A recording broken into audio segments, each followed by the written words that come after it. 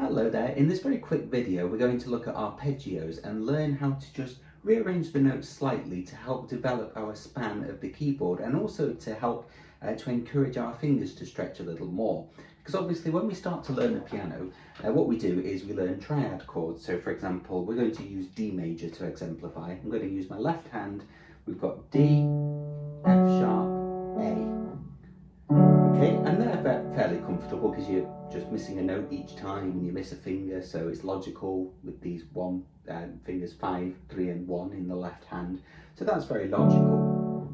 But then of course you've got all sorts of accompaniments that come to pieces of music that require you to do things such as stretch little octaves like that, and that's when it starts to cause problems. So what we can do is take an arpeggio, which is already a fairly straightforward exercise, and just variate it ever so slightly to our advantage.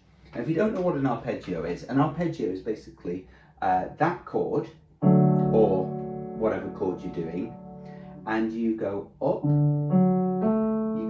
to the note that you started on, so in this case it's D, F sharp, A, up to D, and then back down, like that. So that is an arpeggio, and obviously that's just a 1-octave arpeggio of D major.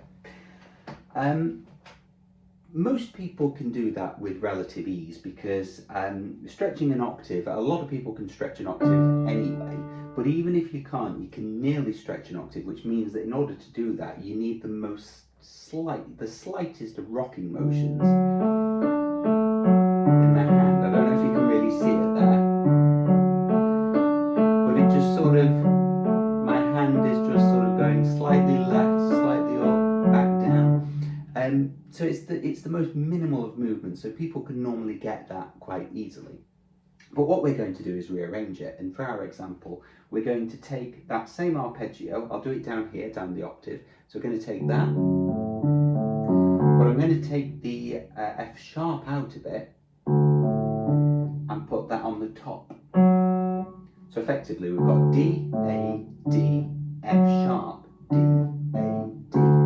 And the reason we're doing that is because we're just wanting to encourage a little bit more of a stretch. We want to try and get it as smooth as that, but what we might need to do is rethink the fingering ever so slightly. So for example, the arpeggio of a standard D major, and a lot of arpeggios use this fingering for the left hand, 5, 3, 2, 1, 2, 3, 5. Nice and easy. But you can't really do that the same way with this new one because it's going to be very, very awkward. So this is where you want to start thinking about the alternatives. Now, there's two alternatives. The first one that you can try, it might not work, or it might work in some keys and not others, is you can start to think about trying to do it without moving fingers under. So for example, if I went 5,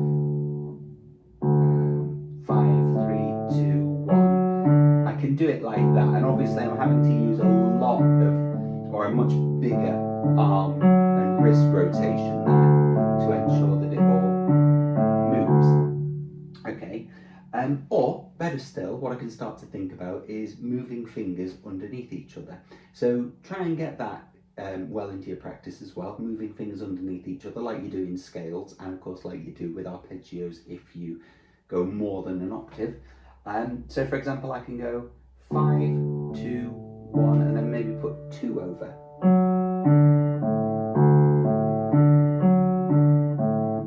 And that's really all I'm encouraging you to do. Just take notes out of the arpeggio, put them in different places, and just try playing around with them in different orders. You'll find that a very common accompaniment for a lot of chords is to do that. Basically, what I've just done is to take the third out of it. So for example, D, F sharp, A, the third is F sharp, and put it at the top so you get this. So it's a great way to start to work towards that as well, because you're starting to increase the gap in what you're playing just by putting that extra note in, and then you can work towards slightly more challenging stretches like that. But remember, you've got to use your wrist as well, you've got to use your arm as well, and keep it sort of flowing so that you're not keeping it static, otherwise you'll just be stretching and it'll be very awkward. Like I can feel the strain there, you know. Use your body and use your flow.